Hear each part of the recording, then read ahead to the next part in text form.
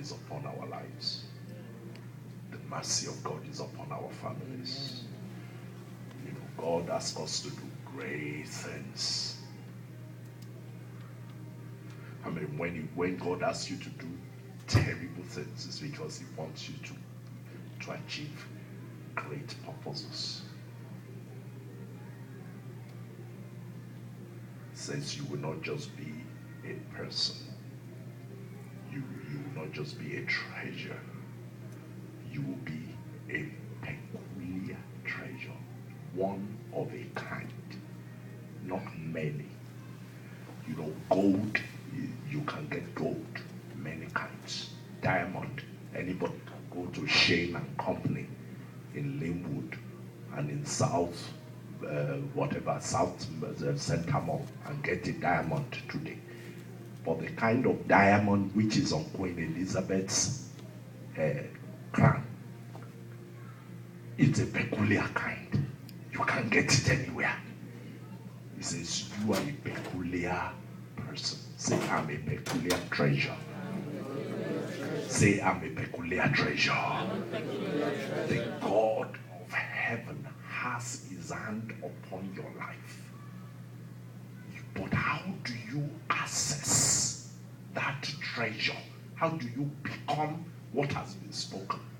It is one thing that God spoke. It is another thing that you are able to become what is spoken. How do you become what is spoken? It is as we listen to his word. It is as we hear and obey. So again, I come to you this morning. Very simple message. What is God saying to your heart? What is God saying to your heart? We don't become great by effort. We become great because someone opens the door. Everybody says, someone opened the door. Someone opens the door. That's how we become great. God will open the door of excellence in your life. God will open the door of his mercy. God will open the door of his grace. Why did Jesus turn to the people of his time? He said, what did you go to do in the desert? Why did you go to look at John the Baptist? What is special about him? What did you go to see? People will come and see you in Jesus' name. When you look at it according to the understanding of man, there is nothing to see there. But when you begin to understand that there was a fire of God that was burning in the midst of that wilderness, nobody could stop.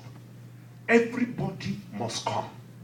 The fire of God will burn in your life. Amen. And it will cause there to be an attraction that is irresistible. Amen. You know, it is God that is in us both to will and to do of his good pleasure. What am I trying to say? We become peculiar by obedience. We become peculiar by following what the Lord says. We become peculiar. It's not just that God brought us out. It is to take us somewhere. How we get to where he's taking us is as we obey. Whenever we obey his counsel, even when it looks crazy and mad, and everybody is looking at us and saying, man, you're dead. When they say you are dead, that is when you will live. Amen. Do you understand what I'm trying to say? You need to understand this principle. That with God, nothing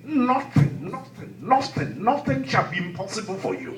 Amen. You need to understand it. You need to live in that understanding. And be aware of the leadership of the Holy Spirit.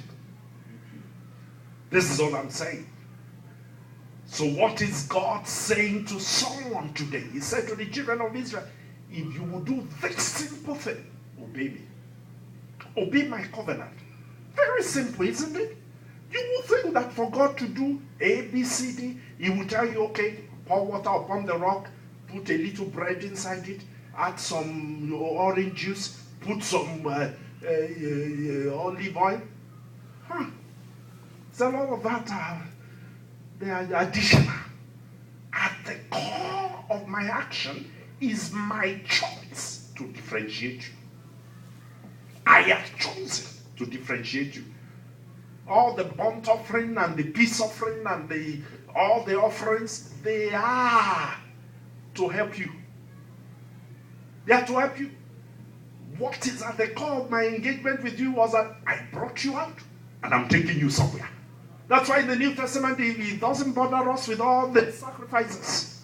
Because in Jesus, we have got it to where he wants to take us. And you should come to Bible studies. Because on Wednesday, God began to tell us about the potential and the kinetic phase of grace. Am I right, Kennedy?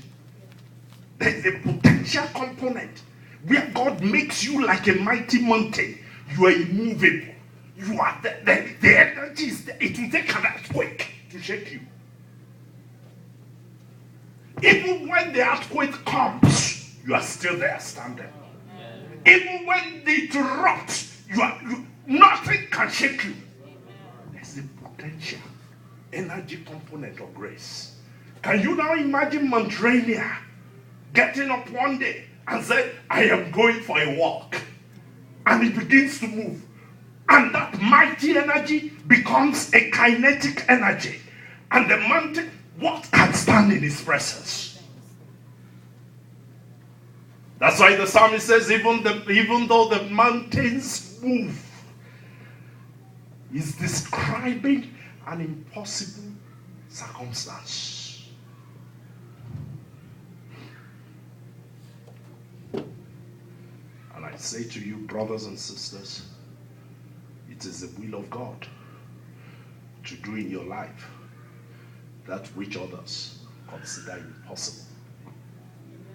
Amen. If you want to say amen, say it loud. Amen. This is the vision that I see. I see a vision of excellent men. Amen. Who got there not by their own sword, not by their own power. David said, it's not my sword that got me this victory. Is that not what he said? Who was the best swordman on earth at the time of David? Who? Who was a better swordman than David? David that fought till his hand and the steel became one. And yet he turned around and said, it's not my sword. I know the secret. God wants you to know the secret. And the secret is obey. It's very simple. Very simple. What is he saying to your heart today? When he wakes you up in the middle of the night and say, I want you to go and write those codes. Don't say, it's still 4 o'clock. I can sleep for 2 hours more. He said, get up. It's my time to reveal to you the mystery that others do not understand. When he say to you, I want you to get to work 15 minutes before time. and everybody gets to work 15 minutes after. You be the fool. You be the fool. Get to work 15 minutes before, because you don't know. You don't know when he's going to meet you. And he will meet you. And when we're thinking about God, we have this impractical voodoo picture of how many times did you see that in the scriptures? How many times? Even when he shows his face, it is so scary that it is not the it is something entirely different. But what do we see more often?